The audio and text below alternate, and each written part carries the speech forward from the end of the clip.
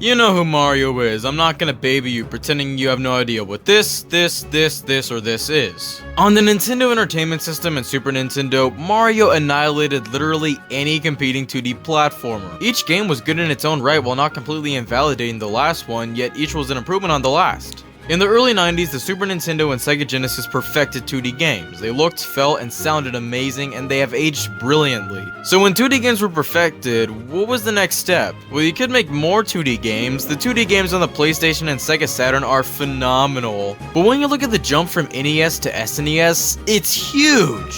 When you look at the jump from SNES to PlayStation, it's smaller. Also, PlayStation is actually on the left, and I bet only like 3 people noticed. Of course, there wasn't much room to grow outside of graphically, so the logical next step was 3D. The Super Nintendo experimented in 3D with F-Zero, Pilot Wings, and Super Mario Kart, but this was artificial 3D. While it looked 3D, it was still a 2D sprite, moving in a space that looked 3D with illusions and stuff. But with the PlayStation, Sega Saturn, and Nintendo 64, 3D games were possible and pushed more than ever. And with the launch of the Nintendo 64 came one of the most important and influential games ever made, Super Mario 64. Like Super Mario Bros. On the NES and Super Mario World on the SNES, Super Mario 64 was the perfect showcase of the Nintendo 64's power. The legendary Shigeru Miyamoto conceived the idea of Super Mario 64 during the development of Star Fox. Star Fox and other 3D-looking SNES games use something known as the FX chip, which helped make the 3D visuals a possibility. Miyamoto imagined an isometric Mario game that would use the FX chips known as Super Mario FX.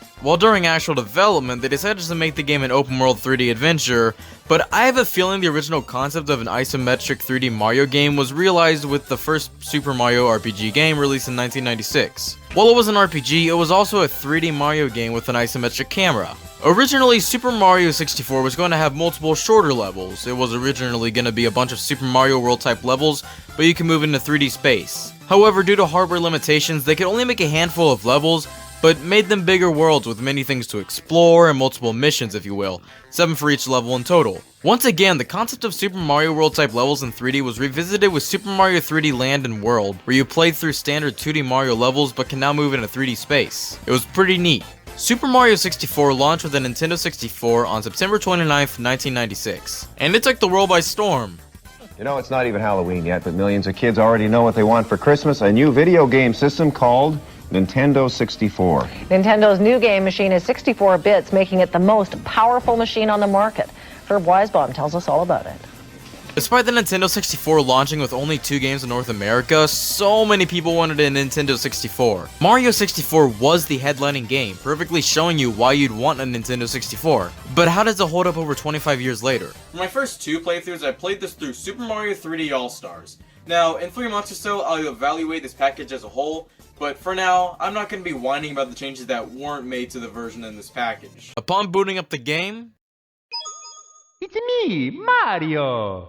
Mario speaks? The title screen is a 3D model of Mario's face and it looks pretty slick. You can also grab certain parts of his face and mess around with it. It's basically a tech demo built in as a title screen. It's really neat. Upon actually starting the game, we get the story. So Princess Peach invites Mario over for some cake. Woo! So Mario travels via warp pipe to Peach's castle and we finally get control of Mario, and the outside of Peach's castle is phenomenal. It's incredibly simple, but it's a perfect place to get used to Mario's moveset. In the 2D games, Mario could run faster, and jump. Incredibly basic. Here there are so many more moves. Of course you can run and jump. For some reason you jump with B, that's pretty strange. But if you keep momentum and jump 3 times in succession, Mario does a triple jump. A punches and kicks if you're moving slowly in the air, and if you're fast enough, Mario will dive whether running or jumping. Holding Z makes Mario crouch, and from here he can crawl, backflip, and if you crouch while running and press B, Mario does a long jump. Pressing the Z button mid-air will also make Mario do a ground pound. Mario's moveset is so much more versatile with more fluidity, but it's still pretty clunky. Of course, it was the first 3D Mario game and was meant to be played with the Sega Genesis controller that was present when Chernobyl happened.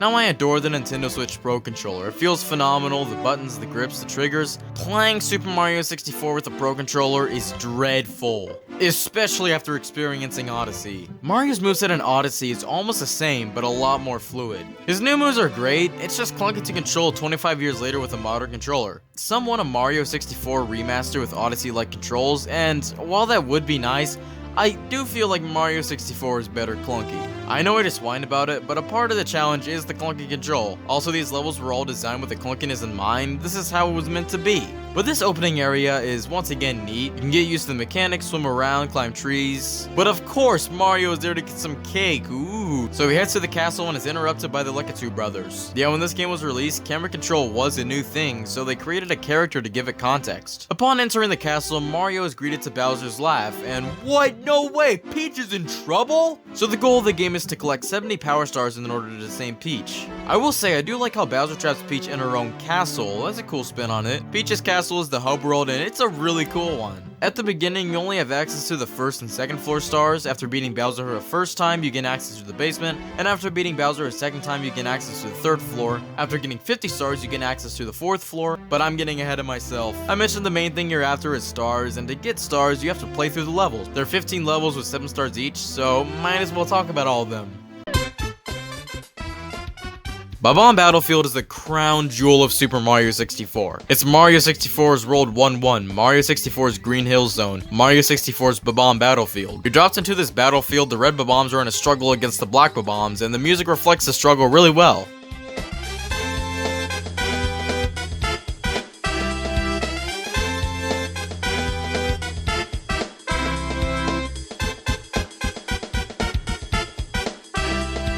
Jokes aside, this music is, oh my god, nothing but pure joy and happiness. The fun of exploring this world, there's so much to see! There's the trenches with some black bombs, this field with some Goombas, Chain Chomp's cage, this bridge that tilts the field with black bombs, this other trench-like area, and a big old mountain to be ascended. And the first star lies on top of the mountain. King Bob-omb is quite literally the king of the hill. You just have to run behind him, pick him up, and throw him 3 times and he blows up. The second star is racing Koopa the Quick to the top of the mountain. Now you could be a little baby and actually racing to the top of the mountain, or you could use this warp and this warp to get to the top quickly. Yeah, each level has some warp points which were obviously meant to just be there for convenience, but who cares? For star number 3, Mario uses a cannon to shoot to a floating island. Yes, in most levels there was a red Bob-omb and he will unlock a cannon for Mario. It's pretty neat. Star 4 is the first red coin star. In each level there are 8 red coins and collecting all of them unlock a star. Most of these red coins are simple enough except for this one on a hill next to the mountain. Mario will always swerve away from the coin, so you have to try and not let that happen.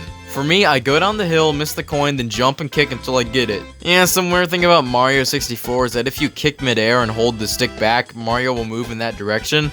It's weird, but it's not a bad thing as it prevents the headache of having to go all the way around the mountain again. The 5th star actually requires a power-up, and I haven't mentioned power-ups yet, and I won't go into depth on them yet, but the wing cap lets Mario fly. For star 5, Mario has to shoot out of the cannon and collect the middle coins in these 5 sets of rings. You can snag all the coins in one shot, as if you shoot out the cannon with the wing cap, you can get a height boost. But I find the most success in just trial and error, reshooting until I get all the coins. The last standard coin requires freeing the Chain Chomp. This is actually the first star I usually go for. Most stars can be done in any order, including this one. You pass by the Chain Chomp's gate to get to the first star. If you don't use the warp, so why not? You have to ground pound the stump 3 times. It can be a bit tricky lining up as the Chain Chomp is also trying to kill you. 3 hits from him and it's over, and each time he hits you, it sends you back a distance, so it can be a bit rough, but if you take it slowly, it's not bad. And the last star for every level is the 100 coin star. For each level, I'll just say if it's easy or hard and why. It's not too bad for Bob-omb Battlefield. For me though, the last 20 coins or so comes from the rings used for star 5.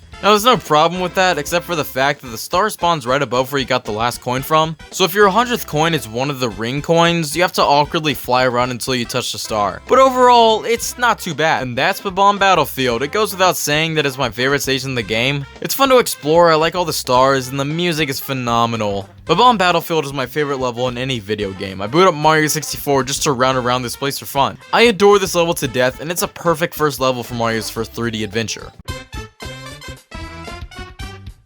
Thwomp's Fortress is also really cool. Thwomp's Fortress is a more linear level than Bob-omb Battlefield. It still has the same structure and there are some places to be explored, but for the most part, it's a linear path. And there's nothing wrong with that! The first star is the boss star. You have to climb to the top of the fortress and fight the Thwomp. The climb is pretty fun for the most part. You have to avoid these things that'll try and push you off the stage, then go across these platforms that move in and out. Climb this huge staircase while avoiding the Thwomps, then you get to the worst part of the stage. The spinning bridge. You have to get on the bridge and ride it to the other side. You can't just stay on the edge though. There's this nice middle finger that forces you to move to the middle, but the bridge spins quickly and you have to be quick, but don't be too quick or you'll fall off.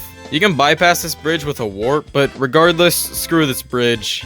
But Thwomp is a neat fight. He'll try to body slam you, so you have to ground pound his back. The idea is you stand in front of him to trigger his body slam, then you get out of the way, jump on top and ground pound him. But there's an easy glitch where you ground pound during his slam and he just goes right through you and you get the hit. It's kind of funny. Star 2, you go back to the top and now there's a tower there. Climb it and boom. Star 3 uses the cannon, just aim it for the right spot and fire. It's pretty easy to be aimed a bit too far to the left and just completely miss the pole that is supposed to stop you from flying into the abyss, but overall, it's not too bad. For Star 4, you wake an owl and ride it until you're over this cage holding a star, then let go. The red coin star is Star 5, getting these is simple enough, and the last standard star is pretty neat. You get in the cannon and you aim for the corner of this wall, hit it to break the wall and reveal a star. And the 100 coin star here is much easier. This stage is a lot more generous with coins, mainly because of these sleeping piranha plants. You just crawl towards them, then hit them, and they drop blue coins, which are worth 5 coins. Whomp's Fortress is a great time. While I prefer Bob on Battlefield, it is a lot better than Jolly Roger Bay. Now, Jolly Roger Bay's song is phenomenal, just so calm and soothing.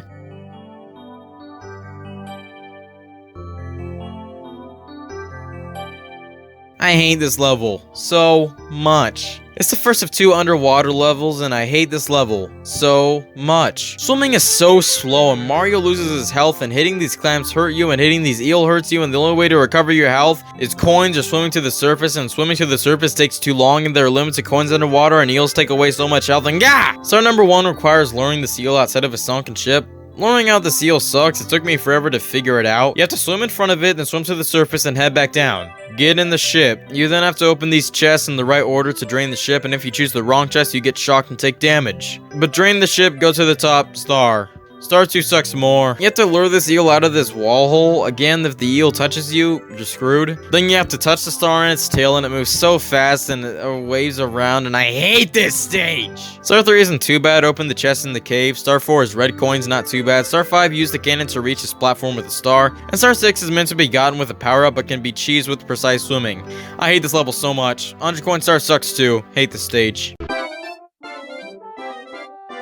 Cool Mountain is, pretty cool. First star, do the slide. Star 2 is bringing a lost baby penguin back to its mom. Star 3 sucks, it's the slide again, but you race against a penguin and you can't use the shortcut, it sucks. You have to go full speed or else you lose, but going full speed you can also fall off. This one just sucks. I also hate Star 4. It's the red coin star and requires the cannon, and the bomb needed to activate the cannon is hard to reach. Star 5 is okay, you just reunite the snowman's head with his body, and Star 6 is also not too bad. Just some wall jumps and boom. The 100 coin star also isn't bad. There are many coins on the slide. Get as many of those as you can and then get a few more outside. It's pretty easy. Oh my god, listen to this music, it's so scary!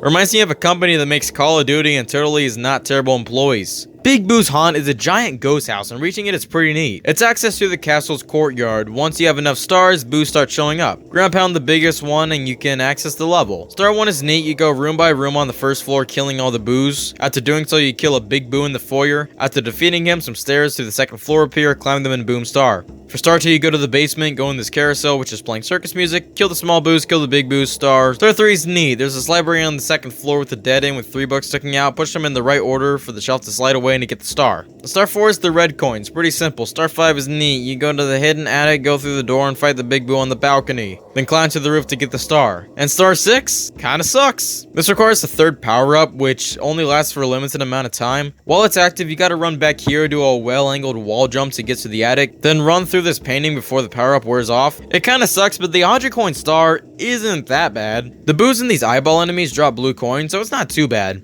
I like this stage. It's a cool theme, and 85% of the stars is pretty good. This level's song is just such a jam. I love how it's a remix of the underground theme from Super Mario Bros.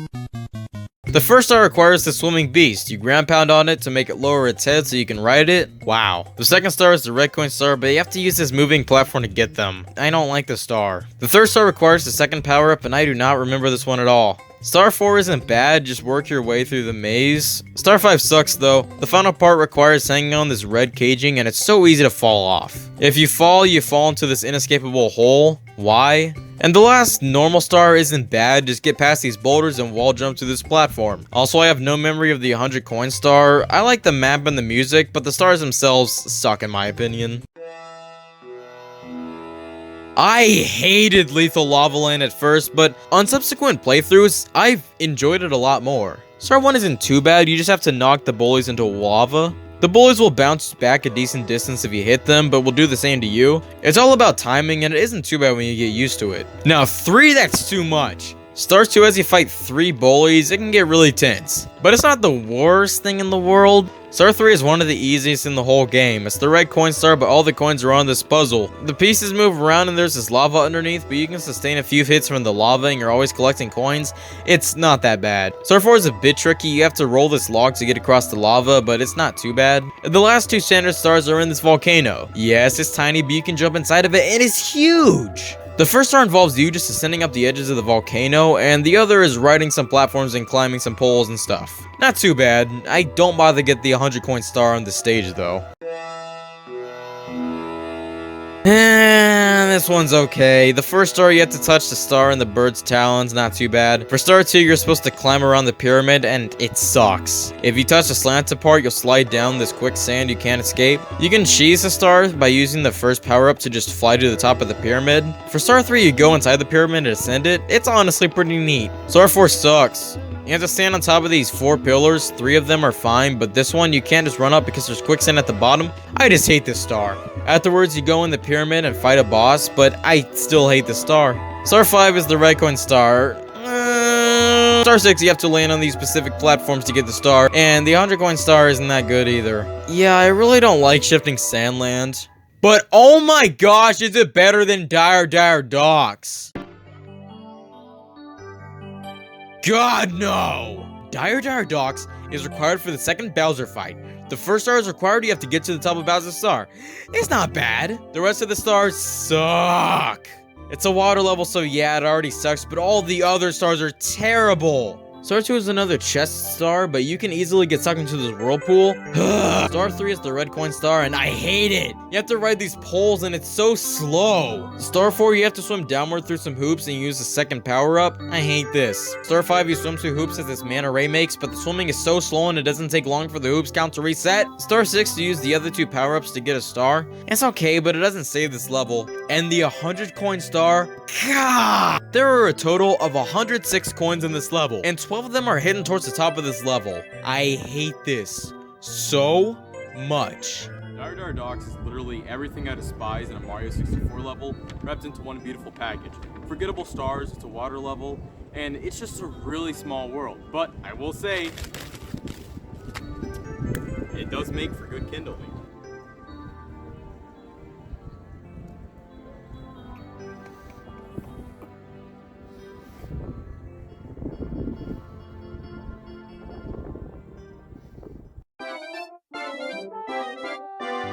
This one is alright. It's another snow level. The first star kinda sucks. You have to get to the top of the snowman's head, but first you have to clear this section with piles of snow will knock you into the cold water. You have to successfully jump over these and jump high enough to grab the sludge. Then you have to pass in front of the snowman's head. If it sees you, it blows you off, so you have to hide behind a penguin to get across. But this penguin is a dick. It suddenly speeds up, slows down, goes back, and the snowman will gladly blow you off.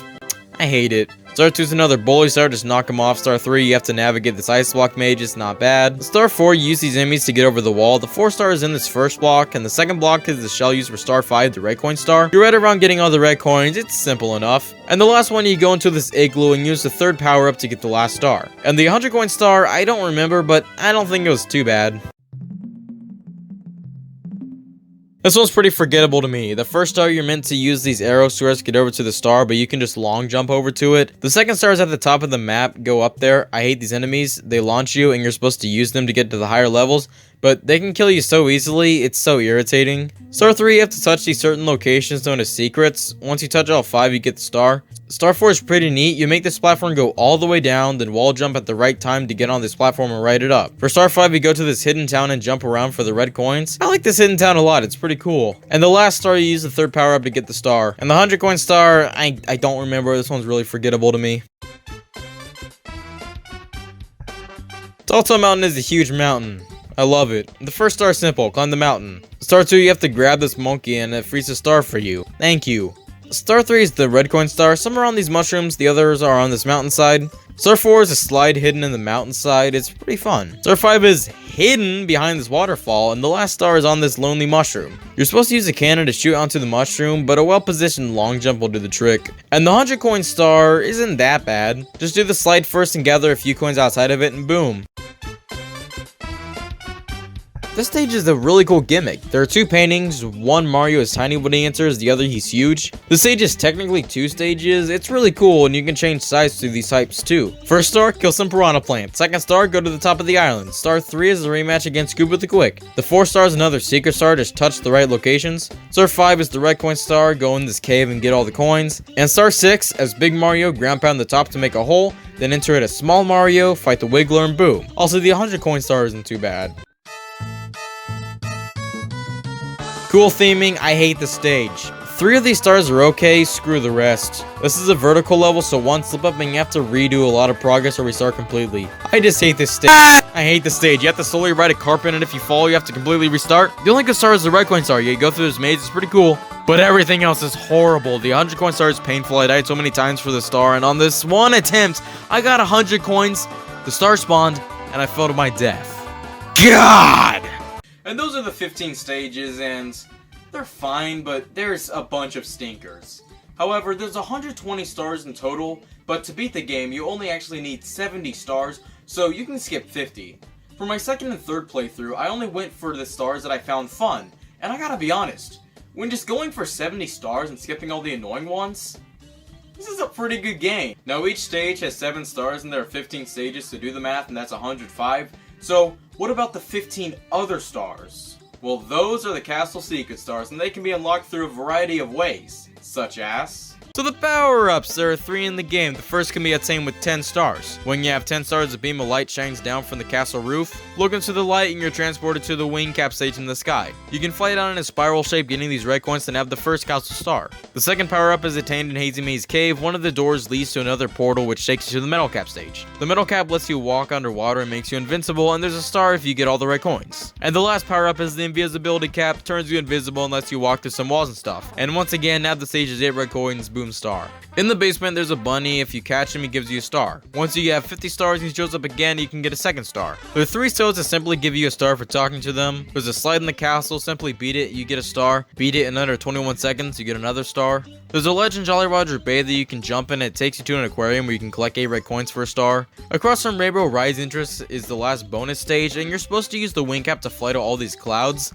God, I hate this. It's so easy to slip off, and if you fall off the stage, you don't get thrown out of the entrance and lose your life. No, you fall into the lake outside of Peach's castle, and you have to go all the way back to the entrance to retry. It's so irritating. And the last 3 stars are in the Bowser stages. These stages are linear gauntlets that are neat platforming tests. There are 8 red coins hidden in each, and their completion also gives you stars. And after completing each Bowser level, you're thrown into a fight with Bowser. You simply run behind him, grab his tail, spin him around, and throw him onto these bombs. Now if you played the original release of Super Mario 64, Mario shows his homophobic side. As if there's something wrong with that? The last Bowser fight is kinda tough. The first 2 fights, you only have to throw Bowser into a bomb once. The final fight, you have to do it 3 times. Now you can easily cheese the first 2 hits, just stand at the edge in front of a bomb. Bowser charges for you, do a sideways somersault, and grab Bowser and he'll be clipping through the bomb. Just press B and boom. But for the last hit, Bowser removes chunks of the platform and you have to accurately throw him. It's tough, but it feels great when it's done. Bowser runs away and Peach is freed and they go bake a cake. And that's Super Mario 64. It's very okay. I just think it hasn't aged the best. It's clunky, I hate getting a lot of the stars, and in general, I would just much rather play Odyssey or Sunshine. But after I first beat the game, I wondered what would it be like to play it on the original hardware with the original controller on a CRT?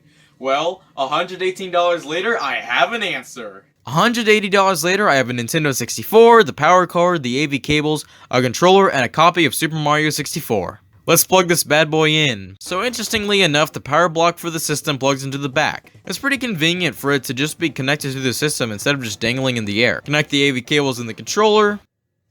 Ever since I first whined about Attack of the Clones for Game Boy Advance, I've waited for the day that I could finally whine about the N64 controller, and that day has finally come. Nintendo, what is this? 3 prongs. What? The Nintendo 64 pushed 3D games, and the ideal way to control 3D games was with an analog stick. But Nintendo also didn't want to restrict the N64 to 3D games, so they still wanted to add a D-pad. So what do?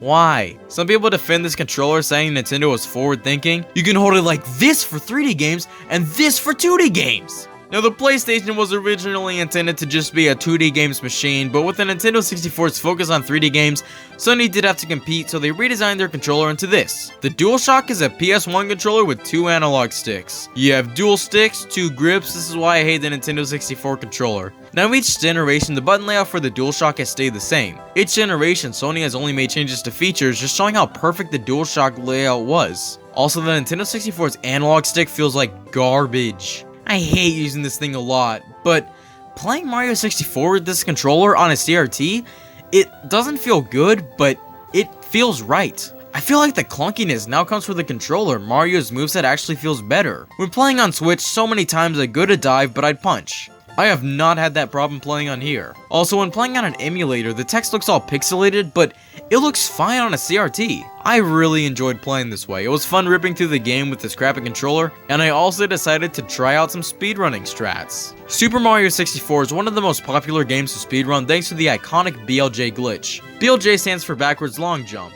Once you get 50 stars, you gain access to the 4th floor, and you can go up to the 5th floor, but you can't get to the 6th floor without 70 stars. If you try to go up the stairs with less than 70 stars, the staircase loops. But if you long jump and push the analog stick backwards and spam A, do it in the right position with the right tempo, and Mario glitches out, zooming up the stairs. I decided to try and learn it. I pulled up a tutorial and I did it on my 2nd attempt. It was pretty neat, and I did it a few more times, recording my 3rd and 4th time pulling it off, and then I beat the game with 50 stars. Now, I have no intent to speedrun this game. I could barely scrape my way through Long Journey's End and Odyssey, even with a bunch of skips, but since the BLJ is such an iconic part of Mario 64's image, I decided to learn how to do it, just to learn how to do it.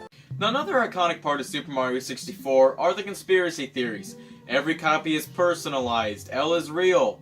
Personally, I think, like every other conspiracy theory, these are dumb. Like, the moon landing was fake. That's right, we pretended to kill 3 men just to fake the moon landing. Aliens in Area 51.